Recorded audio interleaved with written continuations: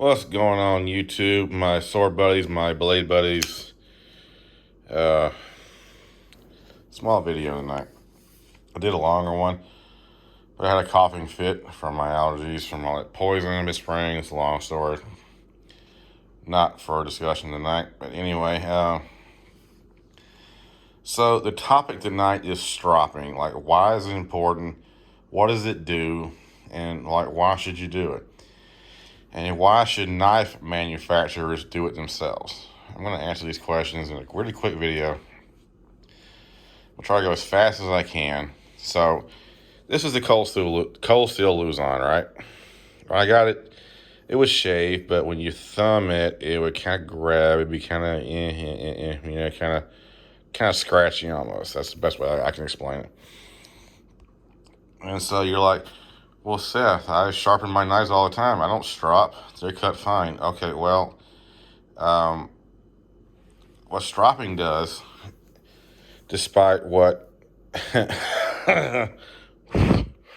certain other people that will not be named, Katana fanboy.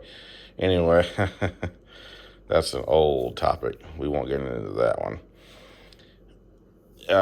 Anyway, despite what anyone thinks stropping does, stropping is basically taking a leather strop or a very, very, very high grit belt that will not remove metal that isn't already removed. Especially when you put honing compound on it. And to the guys that sharpen their own swords and stuff, if you guys are just using plain leather, you're only getting half of the picture. You need to go on Amazon or whatever website you're ordering your sharpening stuff from and order it's like a brick. It's like a big fucking brick compound. It says green honing compound, and you need that. But what it does is when you use lower grade, let's say lower than, 1,000 grit, let's just use that for example, you're removing metal, okay? You're removing metal off of this edge to make it thinner, okay? Makes sense? So when you strop, and you guys that sharpen your own shit, if you don't know this already, when you use a lower grade belt and you work your way up to high grit, whatever, and you thumb it, you're like, damn, it feels sharp, but it's not smooth. It won't shave, but it feels like it would cut me. That's because you have metal built up all along this blade that will not come off. Not by doing this or thumbing it. I mean, you probably could after about a week of doing it, but I wouldn't recommend it. Okay, so I'm still coughing, so you guys got to overlook that. My ex just left me about 3 weeks ago, left a mess, and I've been spraying for roaches, and I have gone through 4 cans of that shit. So, anywho, that's another story for a different day. But the point is, what you're doing with the strop is you are removing and smoothing out what has already been done. That is about the simplest way I can explain it. And when you use honing compound combined with a strop, and I don't mean on a work sharp, those things are like this thin, and it's easy to mess up on a work sharp, especially on a katana. This is just an example because it's what I had near me. But if you want to really check if you have buildup on your blade from sharpening with a low grit, take a flashlight and look at your edge. If you turn it like this and you see like white, like here, there, all up the blade, but it's not consistent, that means you have built up metal that will not come off unless you constantly do this, like for a day or so. But the easiest way is with a strop. That's why stropping, when you go from 1,000 grit or whatever to a strop, it changes dramatically because you're taking all that crap off that you've removed by thinning out this blade. I apologize once again. There's too much poison in here. All right, off topic. My dad came in here and sprayed for roaches because my ex had a fucking dog in here who left trash everywhere, and I was covered in roaches.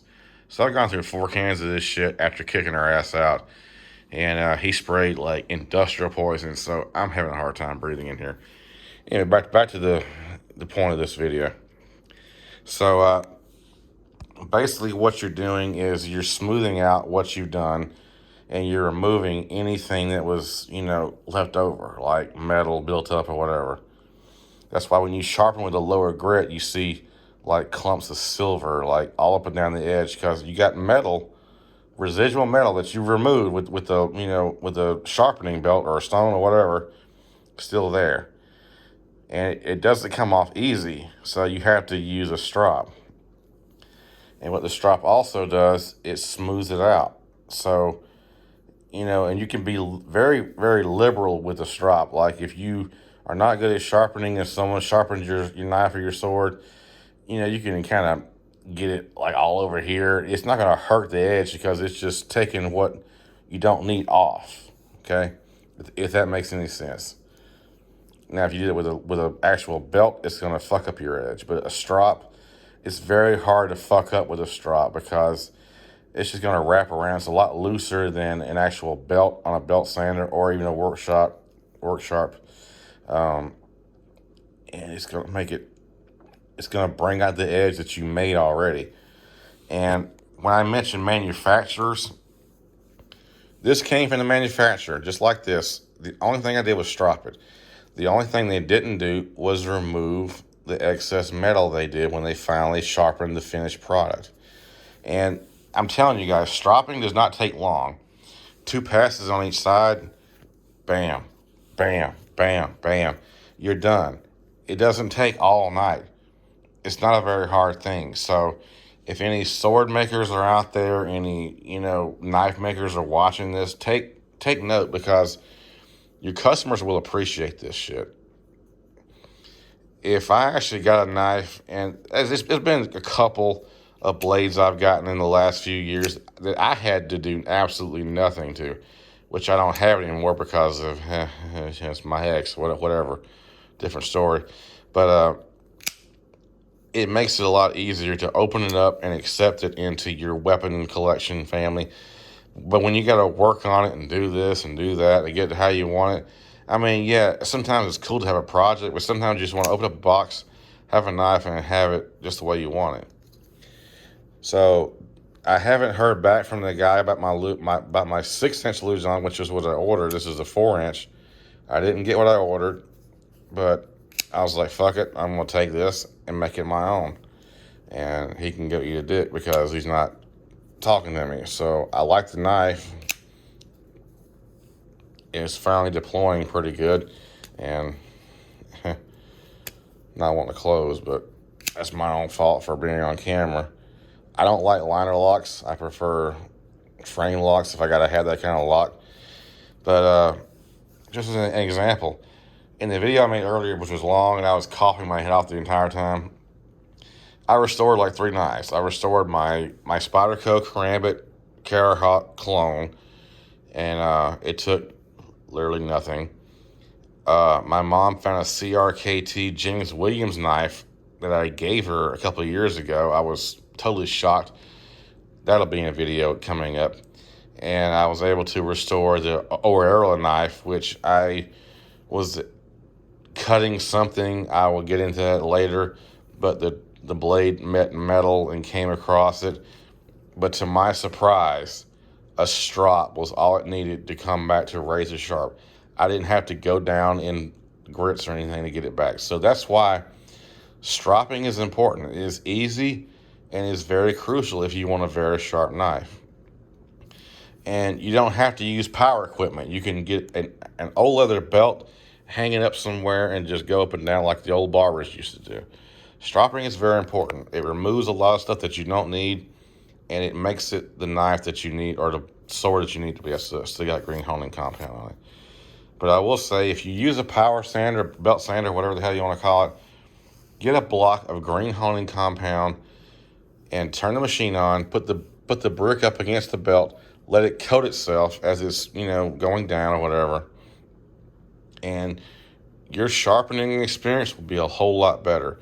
you'll be shocked at the edges that you get. And Eric, I don't know if you're using compound or not. If you are, great. If you're not, then it's cheap. Get you a brick off of Amazon. It's like what, $10, and that's pretty much all I got tonight, guys. I'm still waiting to get to afford a tripod for my phone, and I know there's many people out there saying just rig it up somewhere. Well, in my parents' backyard, which is where I go to cut when I was going to go cutting, there is nothing there. There's no trees. There's no chairs. There is nothing. So I have to have a tripod to sit it like this, to point it at me to cut and do whatever I'm doing. Anywho, a lot being said in this video. If you guys didn't take anything away from it, take this. Stropping is fundamental to maintaining and sharpening an edge. If you have a blade that you thumb and it grabs, but it still won't shave, I'm telling you, strop it on a leather strop and you can get a belt sander from Harbor Freight. It's cheap. It's like $40. The strops are like maybe $10 on Amazon. The honing compound's maybe $5, so you're figuring maybe $50 or $60 to do what I do. Everyone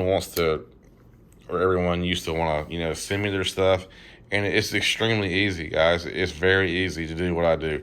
Eric learned it just from watching a video I did. He did it, and he's probably better at it than I am right now. So, I mean, if a moron like me can do it, a drunkie, can do it, that's another story. I'm just fucking around. But I'm just saying it's very easy, If it's a katana you're working on, grab some blue painter's tape, take the blade from here all the way to the edge or the ha, and do your work. Get a cheapie to practice with.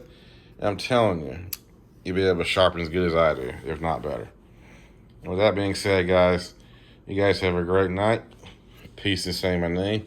Once again, Seth is back with blades and sharp objects. And we'll see you next time. Later.